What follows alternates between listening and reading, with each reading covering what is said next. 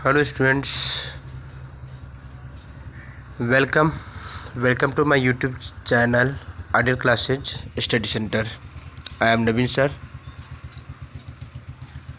तो स्टूडेंट्स, जैसा कि आपको पता है, क्लास के ज़रिए पता होगा, यह सूचना मिला होगा आपको कि किसी कारणवश, कारण तो प्रखर है, सबको मालूम है, कोरोना विस्फोट कुछ कोरोना के बढ़ जाने के कारण प्रशासन के द्वारा मिली सूचना के आधार पर कोचिंग को बंद किया गया है कुछ दिनों के लिए। हो सकता है यह दौर लंबा भी हो, तो तब तक हम अपने एजुकेशन को बरकरार या कंटिन्यूसली रखें, क्रमशः इसको रखें।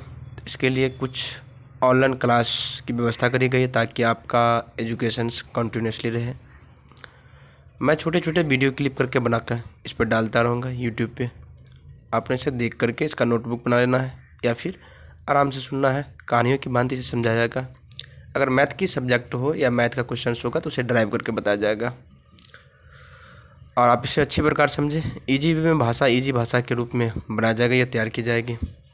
आप इसे अच्छे से समझें और कहीं दिक्कत हो तो कमेंट्स में या अलग से या फिर व्हाट्सएप के ज़रिए पूछ सकते हैं आप। चलिए, आज हम एक चैप्टर पढ़ने वाले हैं, भारत में राष्ट्रवाद।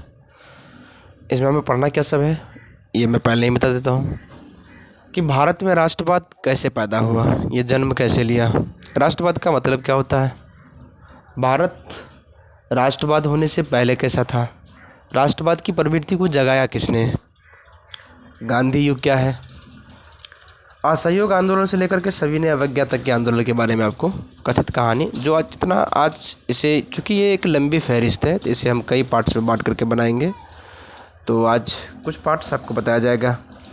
चलिए हम जानते हैं बड़े शॉर्टकट में कि राष्ट्रवाद क्या है।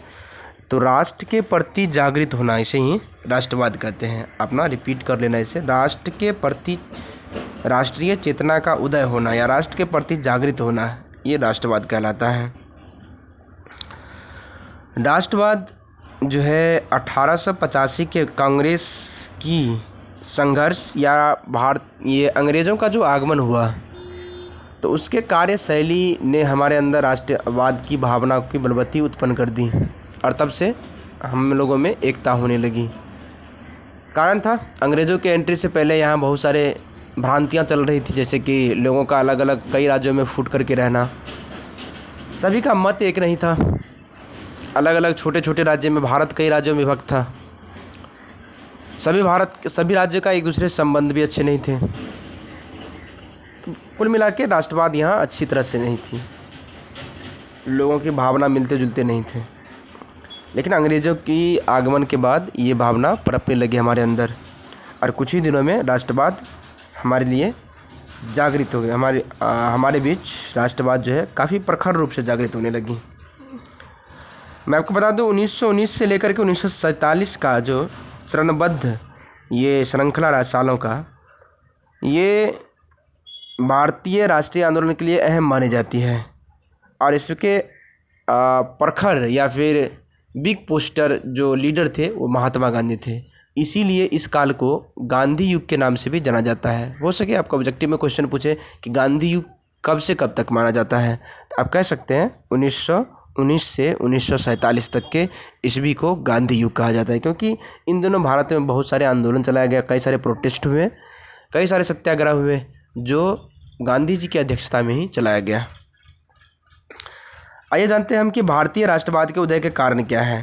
तो इसके कारण निम्नलिखित हैं और भारत में राष्ट्रवाद क्या क्या किन किन वजहों से उत्पन्न हुआ वो मैं कारण बता रहा हूँ आपको।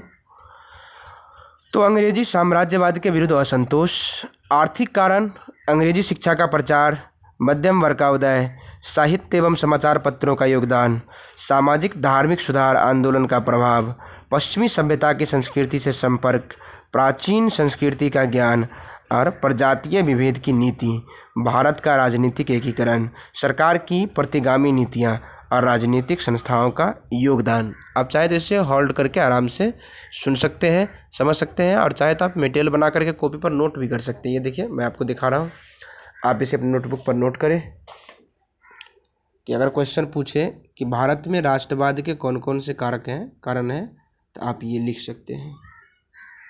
चलिए, फ़ोटो थोड़ा सा सीधा नहीं आ रहा, साफ़ नहीं आ रहा है, मैं आपको साफ़ करके दिखाता हूँ।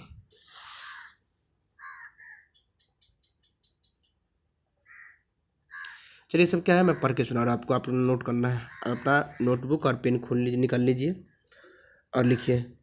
पहला पॉइंट है अंग्रेजी साम्राज्यवाद के विरुद्ध असंतोष। उसके बाद आर्थिक कारण। उससे अगला अंग्रेजी शिक्षा का प्रचार।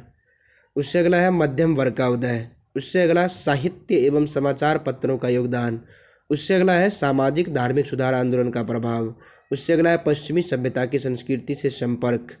और उससे अगला है प्राचीन संस्कृति का ज्ञान। उससे अगला है प्रजातीय विभेद की नीति। और उससे अगला है भारत का राजनीतिक एकीकरण। और उससे अगला है सरकार की प्रतिगामी नीतियाँ। और लास्ट पॉइंट है राजनीतिक संस्थाओं का योगदान। ये वो कारण है जिसके कारण भारत में राष्ट्रवाद उत्पन्न हुआ। चलिए इस वीडियो में इतना ही। इससे आगे के कारण और इससे आगे की कहानी मैं अगले वीडियो में बता रहा हूँ आपको।